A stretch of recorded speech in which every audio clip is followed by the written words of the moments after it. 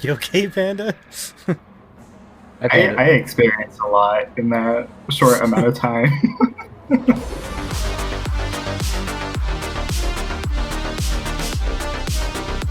Welcome to the domain. My name is Dusk, and I'm going to help you level up a new character in Guild Wars 2. I just got back into enjoying this game and realized that some of you new players really need some help, some guidance on what to do, especially at the very beginning, because it is a little confusing, and there isn't a lot of, direction or a sense of what do I need to do or where do I need to go next.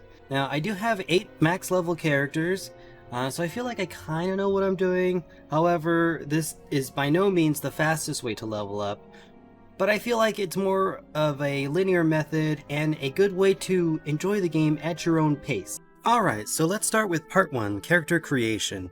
This, I feel like, is one of the bigger decisions you're going to make when you first make your character, because there's all sorts of different classes and characters to choose from, including the humans, the Norn, the Char, the Sylvari, the Asura. It's a lot of choice. Maybe not as much as other video games, but for sure, it's a good amount. So choosing a race. It doesn't really matter your choice of race, as there are no character locks, there's no gender locking on classes, there's no, any class can be any race. So it's really up to you and what you feel most comfortable playing as. Whether it's a big beefy Norn, or a talking salad, I mean Sylvari. What matters is what you're most comfortable with. Or maybe you have some sort of like RP idea for playing the game and you have a specific aesthetic you're going for. Guild Wars 2 allows you to choose any combination. I think what's more important is your choice of class, which Guild Wars 2 refers to as professions. Now, there are 9 different professions to choose from, 8 of which are available at the start of the game, and 1 comes with the paid expansion of Heart of Thorns. So you get your choice of 2 heavy armor classes, which is the Warrior and the Guardian. One's more physical and the other one being more magical. Then you get your choices of 3 medium armor classes. That includes the Ranger, the Thief, and the Engineer. All 3 of them can be ranged, however, Thief really specializes in that up-close, kind of roguelike gameplay. You also have your Casters, which are your light armor classes. This includes the Necromancer, the Elementalist, and the Mesmer. The Mesmer and the Elementalist can do tons of damage, but remember, light armor, so they don't take damage quite as well as the others, Necromancer being the exception with its second health bar. Now, it's commonly thought that Warrior, Ranger, and Necromancer are 3 classes that are easy to start with when you're first playing Guild Wars 2. Warrior has a big health bar and heavy armor, which means it can survive a little bit better in heavy engagements. Ranger is a nice class that is ranged and has a pet, which makes solo content a little bit easier. Necromancer, despite being a caster and having low health, does have a second health bar, which is great for those last-minute saves, or if you're having a hard time taking down an enemy. A Necromancer also has some life siphon skills, so you can heal yourself as you're attacking your foes. So again, whatever you like and whatever you're comfortable, go ahead, pick that, try it, and play the game. And now for part 3, the leveling. Once you've created your character and you're ready to explore the world, there's just a few things that you have to get out of the way first. At the start, there is a tutorial section, which is an instance with a boss and kind of gives you a feel for the game and explains some of the mechanics. Now, it's pretty simple. It gives you, the basics, WASD to move, or you can use the arrow keys if you're that kind of person, it's okay. This part of the game also kind of gives you an introduction to the early cutscenes or interactions between your character and the NPCs in the world. Arena thought that this was a good idea, and it's a little bit different than from other games that you might have played, but it is what it is. Also remember that the green star on your map is the indicator for where you need to go, as well as any green arrows that kind of show you the pathway or the quickest way to get to that star. Now, the final boss event can also be in the middle of starting or in progress, I guess I should say. And that is just based on other people making new characters and getting through that first initial stage. Also, you could be the first, or you could be, the last.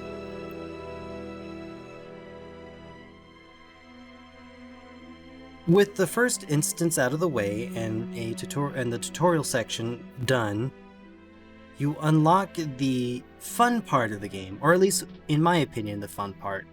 The open world exploration of the world of Tyria. Now, when you first start out, you get access to all of the starter zones. This includes Queensdale for the humans, Metrica Province for the Asura, Caledon Forest for the Sylvari, Wayfarer Foothills for the Norn, and the Plains of Ashford for the Char. My recommendation for leveling up would be to complete these starter zones. Before you start anything else, be sure to get familiar with the UI, especially the hero panel. That is going to be your H key on the keyboard. This has all of your character information from your equipment, wardrobe unlocks, skills and abilities, traits, utilities, reward tracks, quest log. Everything pertaining to your character is on this panel.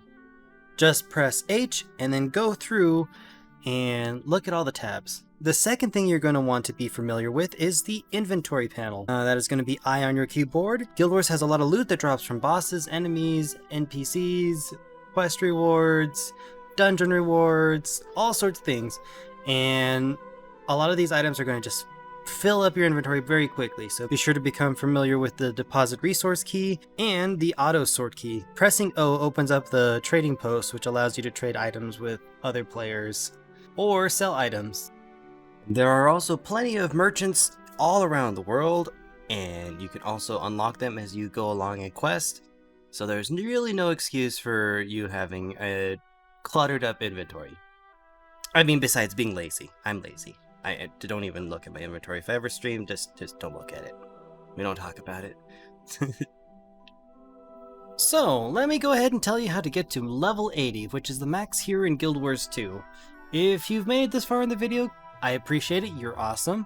But if you skip to this part, that is okay too, because then, there's a whole bunch of stuff that I went over earlier. It's just really, if this is all you want, then this is the right spot to skip to. Okay, so as I mentioned earlier, the best way to level up, at least at your own pace, in my opinion, is to just complete the maps. Now, each region or each location, whatever you want to call it, has a set list of objectives that you need to complete or perform in order to get credit for completing the map in its entirety, which will earn you a whole bunch of experience and rewards. Alright, so the first step would be looking at your map. Simply press the M key to open up that menu. That brings up a nice big zoomed up picture of the region you're in. For example, this is Queensdale, the human starter zone. The first thing on the left side is World Completion List. It shows you all of the objectives you need to complete in order to get credit for completing the entire world. And that is a big giant task, and it's going to take you a while, and we don't want to go into that right now. Below that is the actual map that you're on.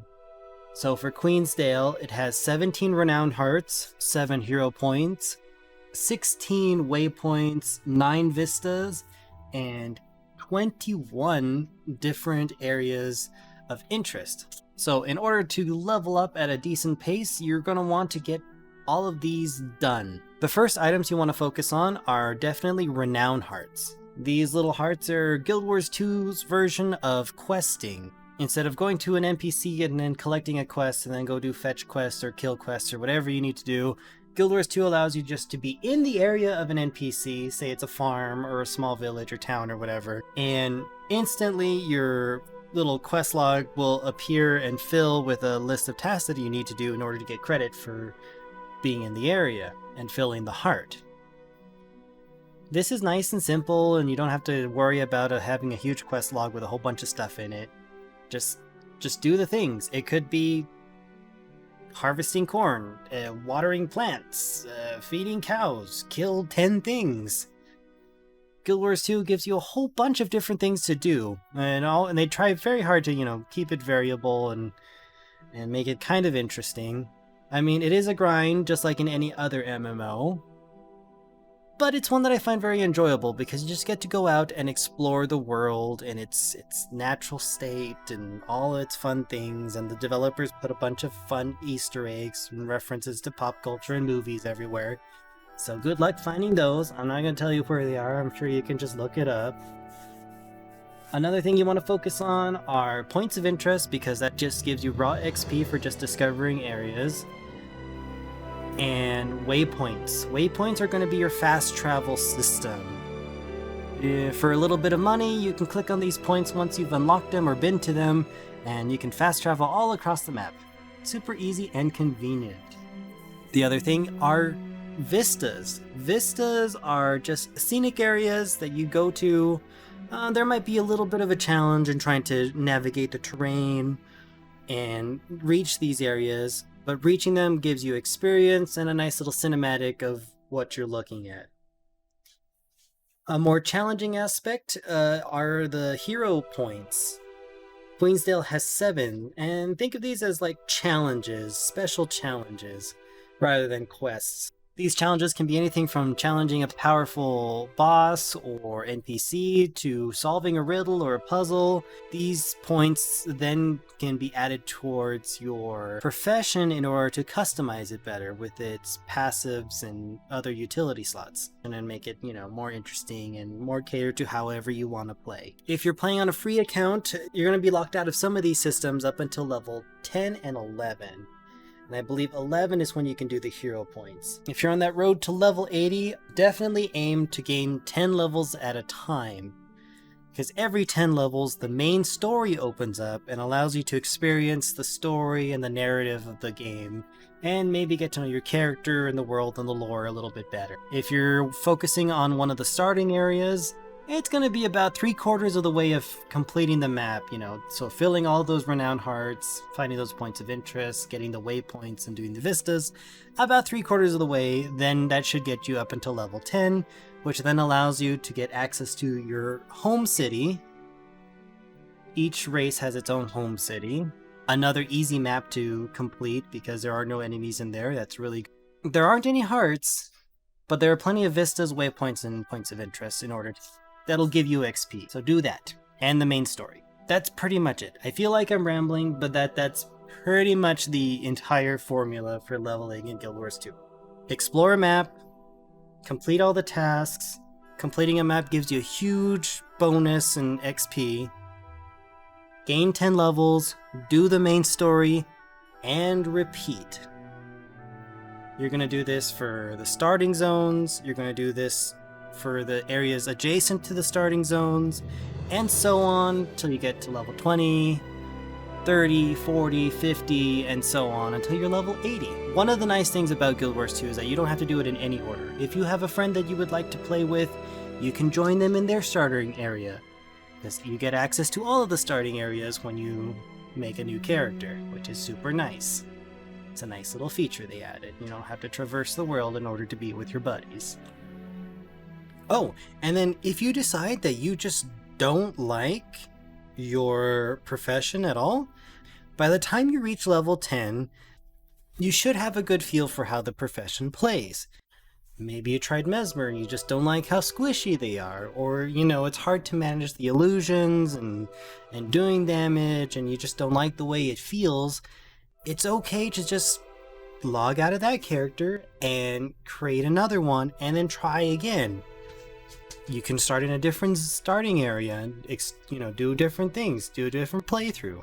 Maybe engineer is your calling. Maybe you just like all the utilities and the pistols and the rifles and the little drones and other fun stuff that you can have.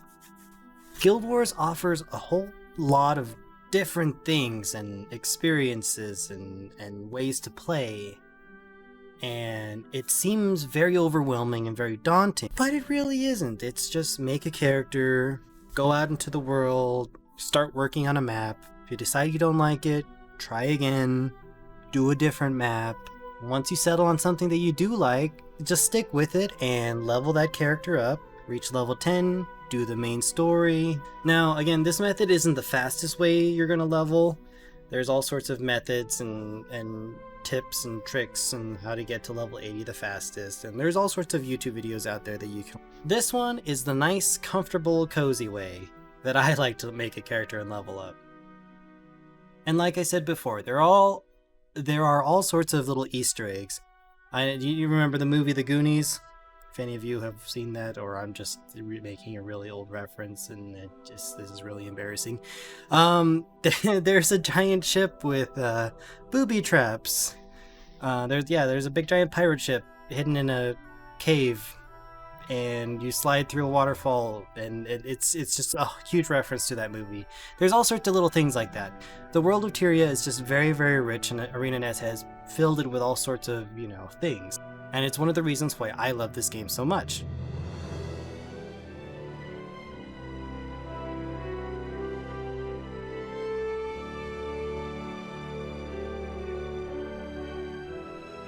Well, I hope you found this video helpful in some way. Perhaps maybe you might feel comfortable enough making a character and trying out Guild Wars 2. Perhaps sticking with it long enough to get it to max level and unlocking all the other fun things that you can do in the game. Like any other MMO, there are dungeons, fractals, raids, and PvP. One note about the PvP in this game, you can make a character, and as soon as you're done with the tutorial, you can jump into the PvP scene. It unlocks everything for your profession, skills, traits, everything. For some, this might be a bit of a overload of information and might not be the best thing, especially when you're a new player, but the option is there. You can jump in. If you want to make alternate characters and try out their skills, PvP might be the way to go. I also want to thank you for watching the video, especially if you made it this far. Good for you. I appreciate it. What a long video. I didn't expect it to be this long. I tried my best to condense it down as much as possible, but there's so much to go over. If you enjoyed the video, give it a like and consider subscribing to the channel. I stream Guild Wars 2 on Twitch along with a variety of other games like Phasmophobia and the original Guild Wars. If you ever want to catch a game with me or one of my friends, or just become part of the community, link to the Discord is in the description below. Become a legend and set off on the next adventure.